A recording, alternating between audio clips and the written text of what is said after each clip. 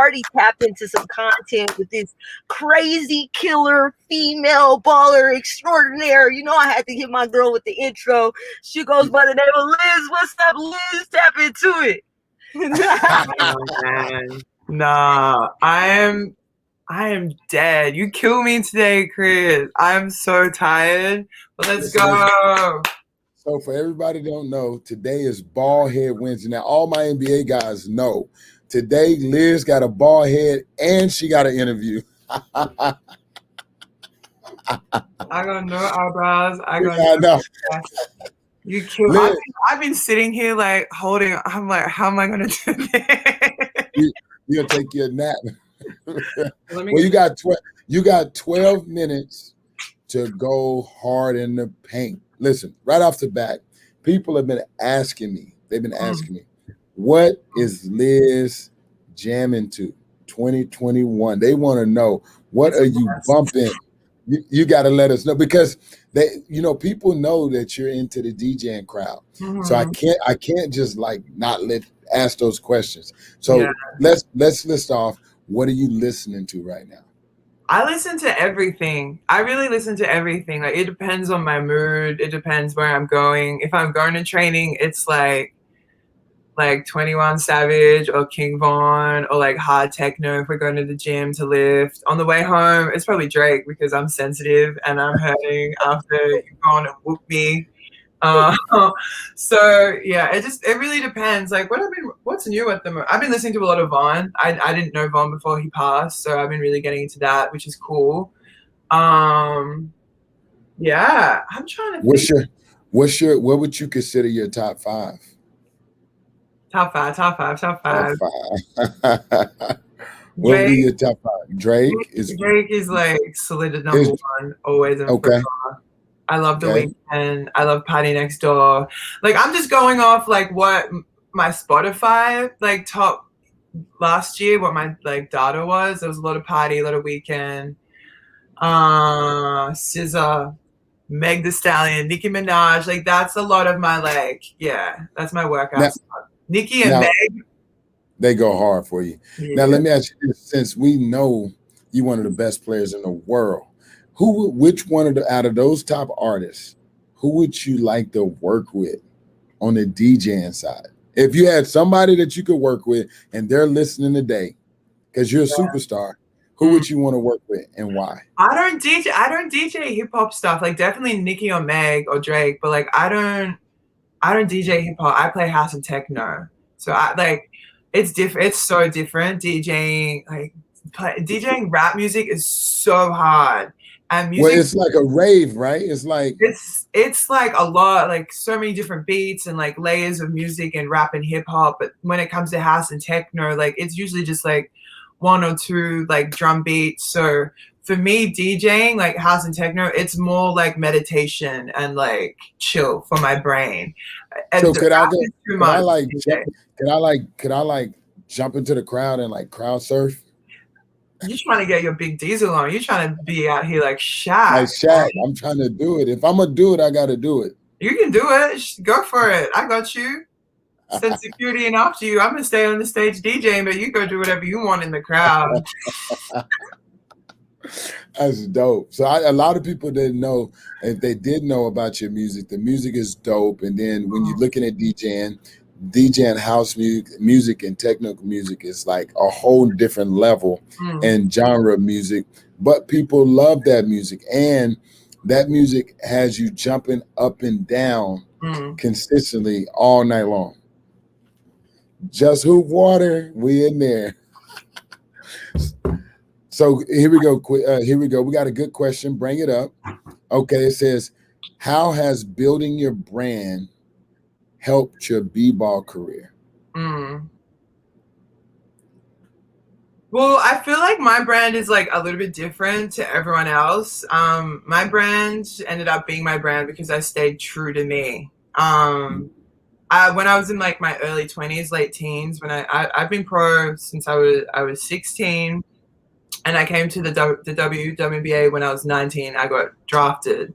So I was a teenager when I came out here at first, and there was a lot of pressure on me to be a certain way, like the athlete way, which is, you know, doesn't talk out against things, like doesn't go to festivals, doesn't like go out and have a good time. Like, I'm try to put you in a box. Trying to put me in a little ass box, which I never fitted in. And it was really hard for me trying to be something I'm not.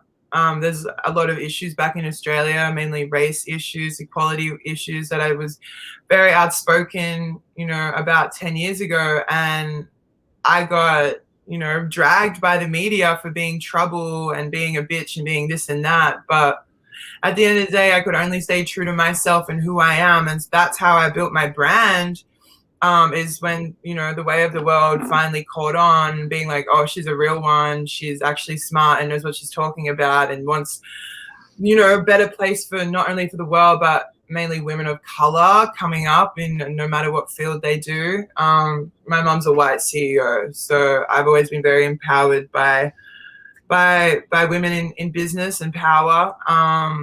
So I guess that's how I built my brand, was staying true to myself and really focusing on what drives me and what inspires me. Now, speaking of brands, what brands are you working with right now? Well, right now I've been an Adidas athlete for 2 years. This is going to be my 3rd year. I had been with Nike in the past, and I'm a Savage ambassador as well. People don't know. For people that don't know what the Savage ambassador is, please tell them. So Savage Fenty is Rihanna's lingerie line. So I've started modeling for that, and I got to do my content every month with that. But other than that, that's all I've really got when it comes to focusing on other brands. I own a gym back in Australia, an athletic performance center, which is mainly based for teenagers. I'm getting right for college and going into pro. I have my own vitamin company back home in Australia. What's the name of that vitamin company? VitaDrop. VitaDrop. Yeah, VitaDrop. Where could people find VitaDrop? Okay, and spell it out for us. VITADROP at VitaDrop. The link is in my bio on Instagram. Okay. But you can't really get your hands on it because we be sold out all the time. Right now, we've had a lot of issues with shipping internationally because we're based in Australia, where I'm from, Melbourne, Australia. So we've had a lot of international shipping issues. We were sold out for like 80% of last year. So will that company ever come to the United States? Would you ever have that company here in the United States so you can be sold out here? And it's hard. Like I work with 4 other guys who are my best friends, and they're all based in Australia. They can't leave the country right now. We can't move out here. I'm the only one that's on the other side of the world right now. So we're just focusing on staying home in Australia, but maybe it's time I start developing, you know, some other stuff out here. Well, as we were talking about earlier, I think it would be amazing for you to drop maybe a makeup line, a lip gloss line, because you're in the industry, you're modeling. So not only are you an amazing basketball player that works so hard every day, God has blessed you with these amazing good looks, right? So, and I think that your product could do very well. So what are some of your future endeavors that you would like to do when it comes to branding? I mean, to building your brand. I know, like we were having this conversation today, like after practice, about everything I can be doing. But right now I'm just trying to focus on court and just putting everything, like I'm exhausted right now. Like MVP season. MVP type of season. MVP rings, baby. Like we're going for it. We're going so hard right now.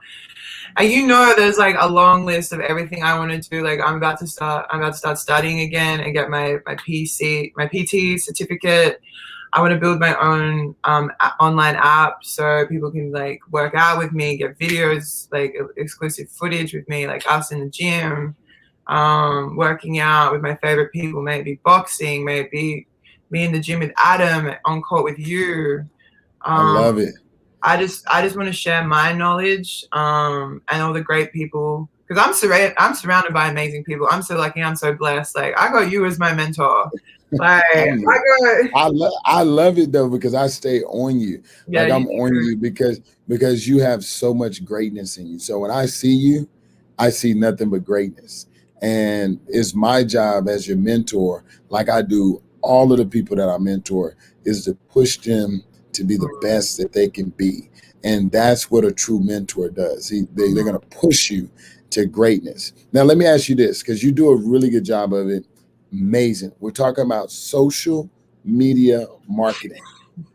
Now, if you had some advice, because some people talk about it, but they're not willing to consistently post, consistently, do the things that they need to do social media. So what are like one or two things that you could share with the audience about how to be consistent with social media marketing, or how to position themselves so that companies would want to work with them?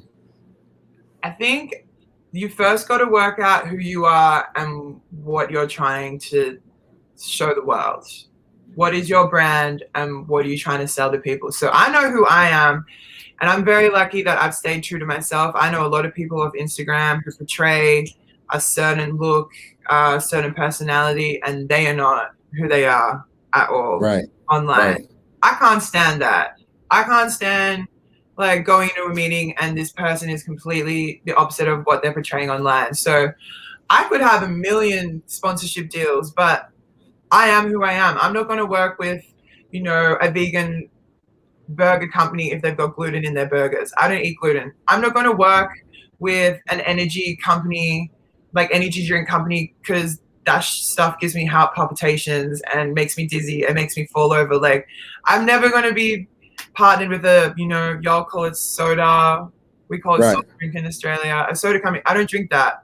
So staying true to myself and my brand, and only to work with companies that I would actually use in day-to-day life. That's been really important to me. It's just sticking to what I love and what I know and what I want to work with. I love that so much, Liz, because I work with so many guys that are in the NBA, and you've been in the WNBA. You just said what a lot of guys won't say, because a lot of people are criticized for them staying true to themselves. Right. So like if I was a guy that played video games and I'm an all-star basketball player, people are criticizing whether he played good that night or the other night based on him posting an advertising ad for him being a part of a video game company. That's him staying true to himself. And I think once you know who you are, you're able to market to the places that you should go. That advice is crazy. We don't even need to finish that. And we don't need to finish the rest of it, because you just gave a gem, and that's what we want on 48 minutes of game. Listen, now come in, Kennedy, because we want to go into the fourth quarter, and I want to keep Liz here.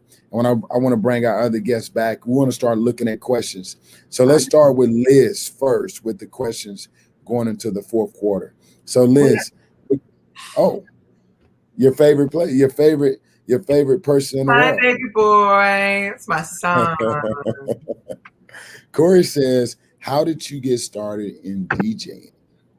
So my dad was actually a DJ and my mom was a dancer in a club in London, and that's how they met. They got married, they had me, and then they divorced, and my mom went back to Australia when I was 3 months old. So I was always raised on like early 90s English, like Ministry of Sound, rave music. That's what I grew up listening to, was house and techno.